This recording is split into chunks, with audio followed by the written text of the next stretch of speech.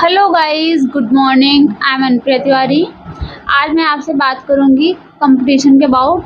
What is competition, तो कैसे इसकी प्रिपरेशन करें, हाउ प्रिपेयर्ड यू।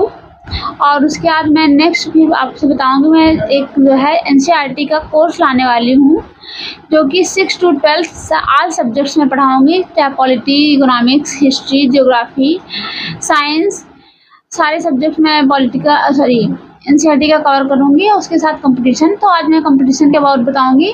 इसके 4 पॉइंट्स पे बात करेंगे कि पहला तो है कि व्हाट इज़ कंपटीशन, कंपटीशन क्या है।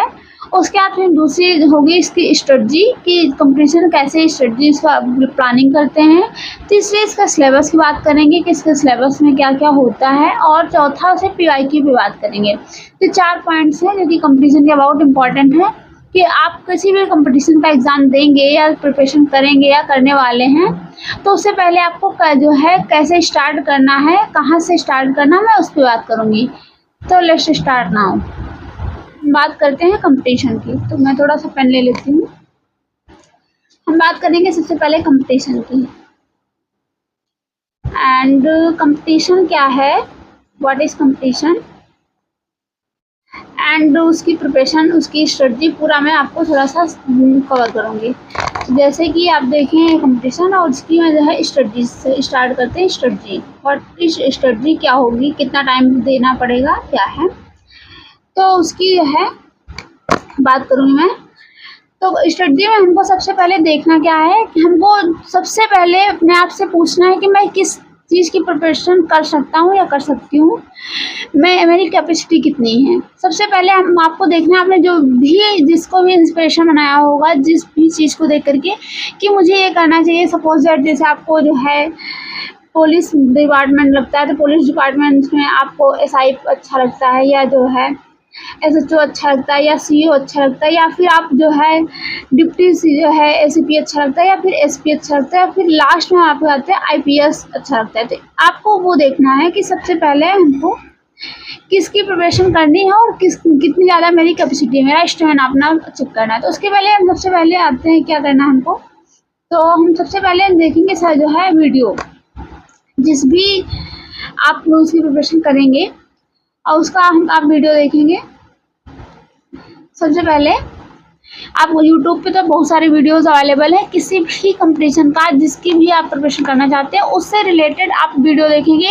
उस ऑफिसर का, उस जो है एम्प्लॉय का, कि वो उसकी ड्यूटी कैसे होती है, कितना टाइम वो ड्यूटी में देता है, कितना टाइम तक वो जो है तैयारी करता है। क्या पहले आपको strategy videos, 1 video, 2 video, 3 video, जब तक आपको समझ में नहीं आता उसमें आपको देखना है। आपको अच्छा लगता है,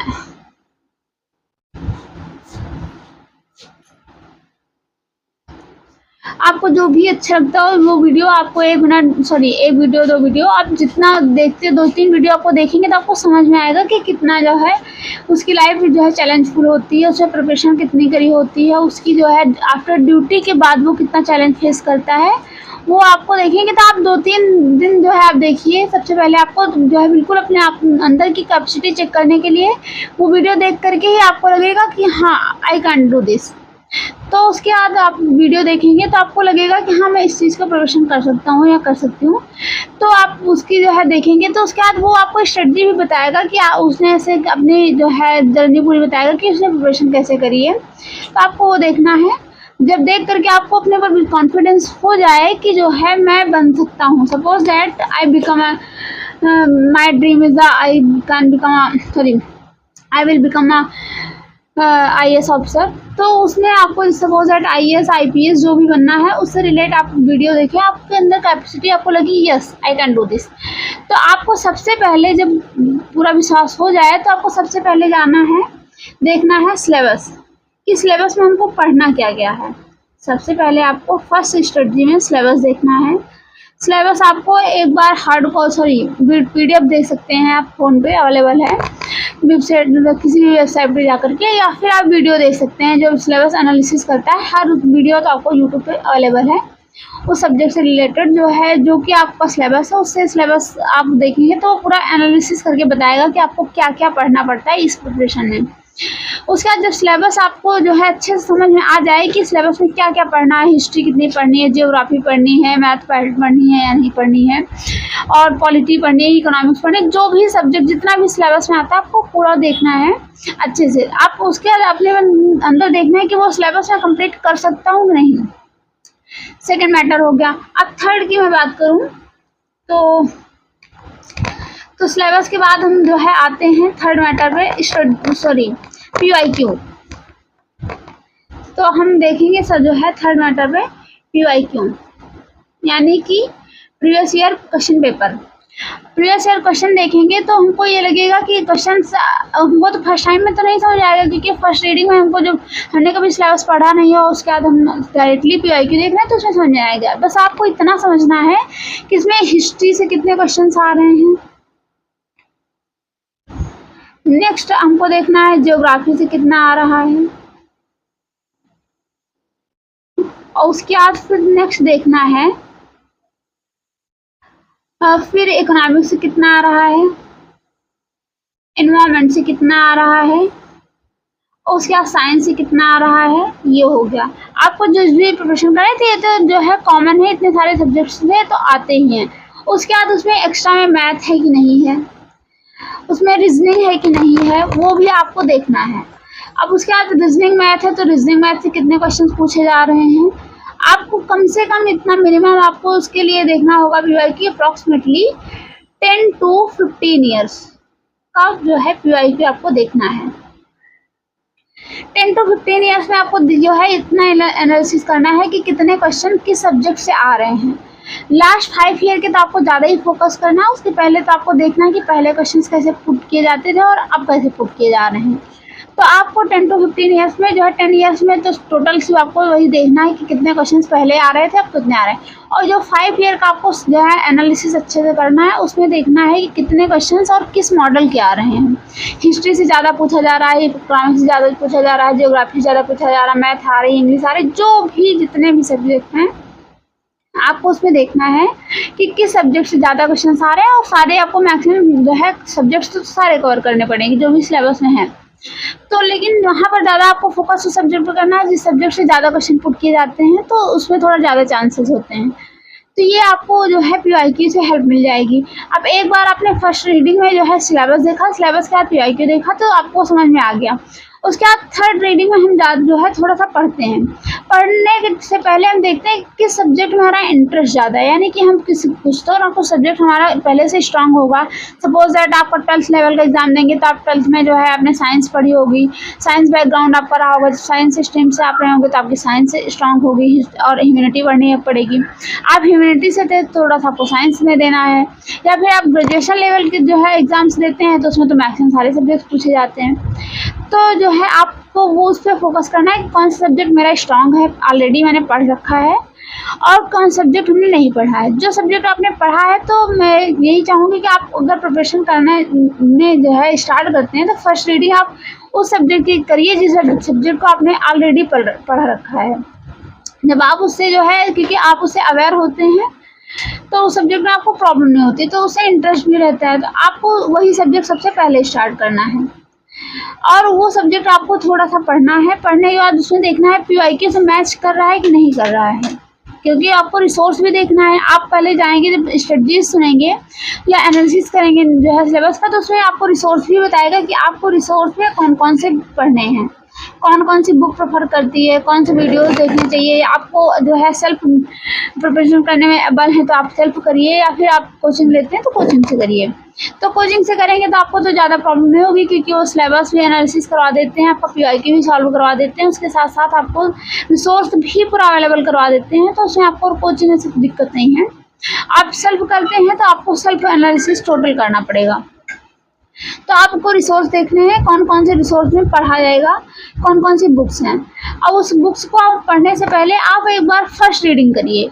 फर्स्ट रीडिंग में आपको कुछ भी नहीं समझ में आता तो आप उसके लिए परेशान नहीं होना है।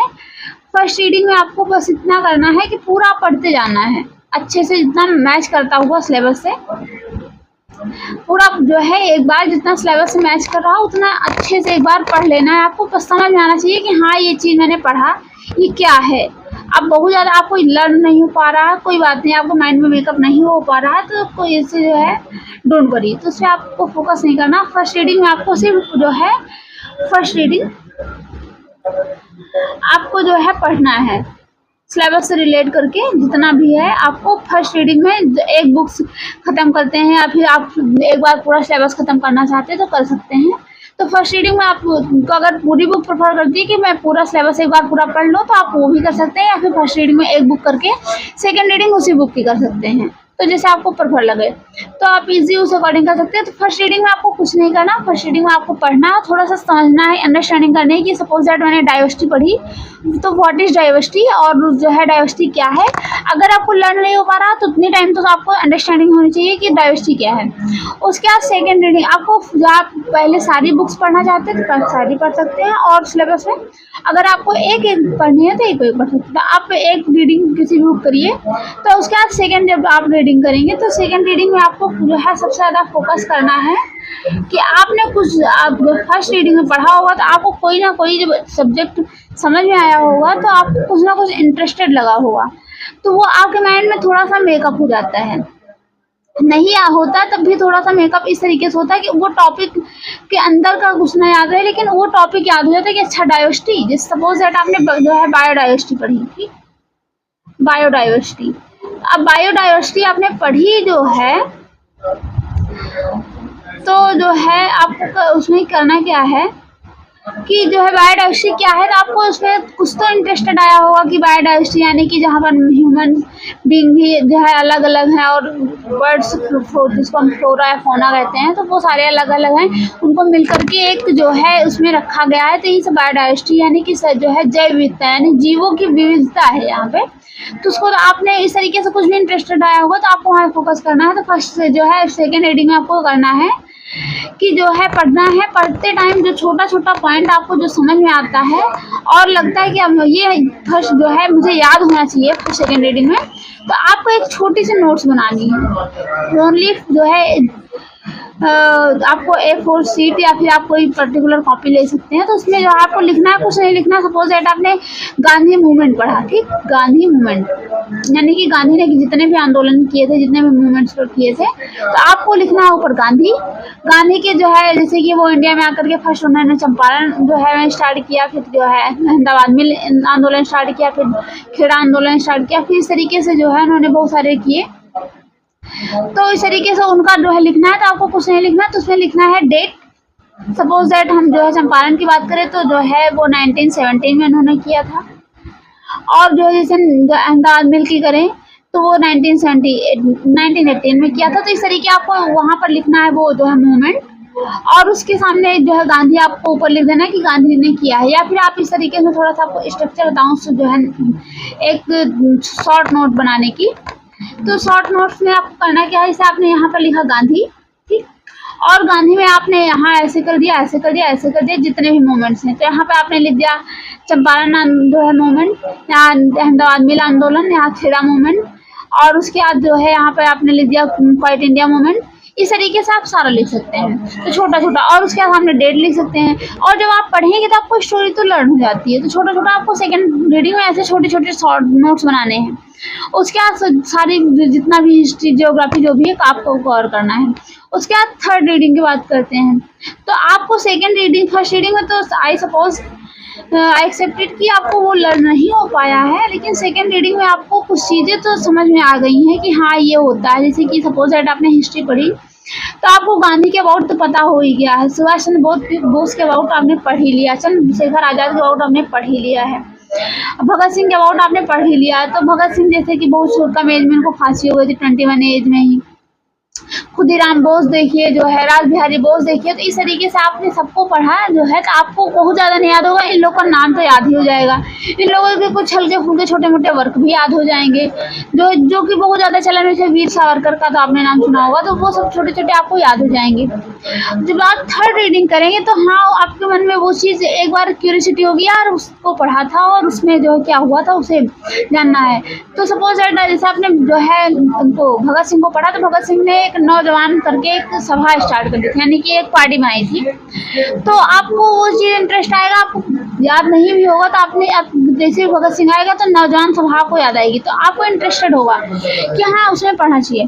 तो वो चीज़ें आपके अंदर पहले से ही क्यूरियोसिटी होगी, और सेकंड थर्ड रीडिंग में आपके बुक्स का जो टाइम पीरियड है वो थोड़ा सा कम हो गया होगा, क्योंकि आपको कुछ चीज़ें पता होंगी। तो आप जैसे सपोज दैट फर्स्ट रीडिंग में आपने 10 डेज लगाया, सेकंड डे में आप जो है 1 वीक लगाया, तो थर्ड रीडिंग में आप जो है अप्रॉक्सीमेटली 5 डे में कंप्लीट कर लेंगे। और इस तरीके से आपको मिनिमम 5 रीडिंग करनी ही है सारे सिलेबस की। और ये जो है इस तरीके से आप इसे करेंगे। इसी तरीके से आप जियोग्राफी में आएंगे, जियोग्राफी में, उसके बाद हिस्ट्री में, इन्वायरमेंट में, पॉलिटी में, उसके बाद इकोनॉमिक्स में, तो इन सब चीज़ों को। उसके बाद आपको पीवाईक्यू में एक चीज़ और फोकस करनी है, जो कि आपको पीवाईक्यू में याद नहीं होती, तो कोई बात नहीं, पीवाईक्यू में अगर आप सॉल्व करते हैं सारा सिलेबस पढ़ने के बाद आपको जस्ट पीवाईक्यू से रिलेट करके थोड़ा सा सॉल्व करना है, इससे लगे कि हाँ मुझे आ रहा है कि नहीं आ रहा है, या फिर ये सिलेबस में मैच कर रहा है कि नहीं कर रहा है। तो आपको जो है पीवाईक्यू सॉल्व करना है। उसके पीवाईक्यू आपको एक चीज़ फोकस करनी है, current affair. Current affair is most important this because you know कि वो आपको अपडेट करती है टाइम से, टाइम के अकॉर्डिंग आप कैसे क्या कर रहे हैं तो आपको वो अपडेट करती है। वो करंट अफेयर बहुत ज़्यादा बहुत एग्जाम्स में पूछी जाती है, बहुत एग्जाम्स में नहीं पूछी जाती बहुत ज़्यादा, तो वो तो उसका जो है कितना वो है तो जो है स्टोरेज वो कन्फर्म करता है पेपर कौन सा है। बट करंट अफेयर आपको इम्पोर्टेंट इसलिए है, थोड़ा सा आपको अवेयर कर देती है चीज़ों से। सपोज दैट जैसे कि है, ऐसे आपने एक बार पढ़ लिया कि कॉन्स्टिट्यूशन में आर्टिकल, जब कॉन्स्टिट्यूशन बना हमारा तो उसमें टोटल आर्टिकल कितने थे, सॉरी आर्टिकल 395 थे, ठीक। आप करंट से अपडेट नहीं है, तो ये सारे तुम्हारे फंडामेंटल करंट आर्टिकल्स हैं। उसके बाद आप करंट से अपडेट नहीं है तो आप ऑलवेज यही कहेंगे, जबकि इसके अंदर बहुत सारे पार्ट्स जोड़े गए हैं। जैसे कि उस टाइम जब जो है कॉन्स्टिट्यूशन बना तो उसमें पार्ट्स थे ओनली टोटल 8 जो है, उसमें 8 पार्ट थे कॉन्स्टिट्यूशन के। तो आप अपडेट नहीं होंगे तो आप तो जब जानते हैं कि जबकि जो है 12 वो हो गए हैं, इसके क्या कहते हैं, सॉरी इसके पार्ट्स जो है वो 22 थे, और इसके जो है शेड्यूल्स जो है जिसको कहते हैं वो 20 जो है 8 थे। तो इसके पास 22 थे और इसकी जो है शेड्यूल्स जो हैं वो 8 थी, ठीक। और आज आप देखेंगे तो इसकी शेड्यूल 12 हो गई है और इसमें 25 पार्ट्स हो गए हैं। आर्टिकल इसी तरीके से 475 हो गए हैं, यानी कि इसके सब जो है पार्ट्स हो गए हैं। तो इस तरीके से आपको अपडेट होना होगा। तो अपडेट आपको रहेगी तो आप जो है पेपर के साथ साथ आप कहीं भी बोलेंगे या फिर आपको नॉलेज तो होनी चाहिए ना। Suppose that because you know कि आफ्टर जब आप सिलेक्शन लेंगे तो आपको करंट में वर्क करना है ना कि पास्ट में, तो आप करंट से अपडेट होंगे। तो आपको करंट भी फोकस करना है कि पीवाईक्यू में करंट कितना ज़्यादा पूछा जा रहा है, कितने क्वेश्चंस करंट के आ रहे हैं। आपको इस पे फोकस नहीं करना कि वो करंट मुझे क्यों नहीं आ रहा है। वो पीवाईक्यू में मैंने हिस्ट्री, पॉलिटी, जियोग्राफी तो सॉल्व कर ली बट करंट अफेयर नहीं आ रहा, तो उस पर फोकस ना करके आपको फोकस करना है कि करंट कितना ज़्यादा पूछा जा रहा है, कितने जो है करंट अफेयर से कितने क्वेश्चंस आ रहे हैं, आपको उस पर फोकस करना है। और वो जो है वो करंट किस बेस पे है, बहुत ज़्यादा डीपली पूछ रहा है या फिर जो है ओवर पूछ रहा है, आपको ये देखना है। एकदम जो है सैलो पूछ रहा है या बॉटम को पूछ रहा है, आपको करंट अफेयर पे उस पर फोकस करना है। तो करंट अफेयर हो जाएगी तो आपको करंट में देखना है 10 क्वेश्चन पूछे जा रहे हैं, 20 क्वेश्चन पूछे जा रहे हैं या फिर रिलेट करके पूछा जा रहा है, आपको जो भी है। और आपको करंट अफेयर के लिए मैं थोड़ा सा सजेस्ट ये करूँगी कि करंट अफेयर बहुत ज़्यादा एक्स्ट्रा से नहीं आता है। करंट जो न्यूज़ में होता है उसके साथ जो स्टैटिक से मिला करके ही पूछता है, तो आपको इस पर फोकस करना है। करंट अफेयर में ये नहीं कि करंट अफेयर का तो आप ये जानते हैं कि इसका सिलेबस बहुत बड़ा है, जो भी पढ़ेंगे वो सारा करंट में आता है। डिफरेंस ये है कि करंट अफेयर वो स्टैटिक से ही रिलेट करके आता है ना कि एक्स्ट्रा, तो आपको ये फोकस करना है। तो करंट अफेयर की बात हो गई, पीवाईक्यू की बात कर ली हमने, सिलेबस की बात कर ली। अब स्टडी की बात करें तो आपको सबसे पहले फर्स्ट रीडिंग करनी है। फर्स्ट रीडिंग के बाद सेकेंड रीडिंग में आपको जो है नोट्स बनानी है।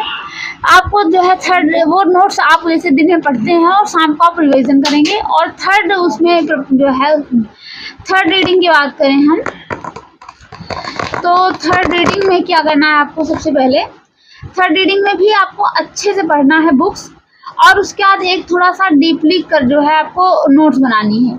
आप डीपली बना सकते हैं, या फिर आपको डीपली कुछ लर्न हो गया है तो आपको एक ओवरव्यू का नोट्स बना सकते हैं इस तरीके पॉइंट वाइज, और आप नोट्स बना करके उसे याद कर सकते हैं। तो थर्ड रीडिंग तक आपको पूरा सिलेबस में इंटरेस्ट भी आ गया होगा, आपको मैक्सिमम चीज़ें पता भी चल गई होंगी कि क्या है, क्या पढ़ना है, क्या नहीं पढ़ना। उसके साथ आपको पीवाईक्यू पर फोकस करना है कि पीवाईक्यू हम पढ़ रहे हैं, जो सब्जेक्ट्स पढ़ रहे हैं वो हमारे पीवाईक्यू मैच कर रहा है नहीं कर रहा है, तो उसके साथ साथ आपको पीवाईक्यू भी सॉल्व करना है। या आप थर्ड रीडिंग हो जाए तो हो सकता है आप पीवाईक्यू सॉल्व करें, और आपको अगर कहीं उसका टेस्ट मिले तो आप उससे रिलेट करके टेस्ट भी सॉल्व करें। तो आपको इस तरीके से जो है आपका टाइम पीरियड भी खत्म हो जाता है थर्ड रीडिंग तक। उसके बाद आपको फिर अर्ली रिवीजन करना है, आपको फिर स्लोली रिवीजन नहीं करना है फोर्थ और फिफ्थ रिवीजन में। जो फोर्थ रीडिंग करेंगे जो है और फिफ्थ रीडिंग में आपको अर्ली करना है, जल्दी जल्दी से उसे पूरा सिलेबस देखते रहना है, बस आपको भूलना नहीं है। तो इस तरीके से आपका कंप्लीशन हो जाएगा। और जो है उसके साथ उसमें फिजिकल लेते हैं कि नहीं लेते हैं, आपको उस पर भी फोकस करना है। जिस भी आप कंपटीशन का एग्ज़ाम दे रहे हैं तो उसमें जो है सिलेबस के साथ साथ आपको ये भी फोकस करना है कि उसमें फिजिकल ले रहे हैं या नहीं ले रहे हैं। तो इस तरीके से जो है आप अच्छे से प्रिपरेशन करेंगे तो बेस्ट ऑफ लक और आल्सो जो सक्सेस। तो आई होप, तो मैं आशा करती हूँ कि आप बहुत अच्छे से मेहनत करेंगे और उसके साथ सक्सेस भी होंगे। Thank you.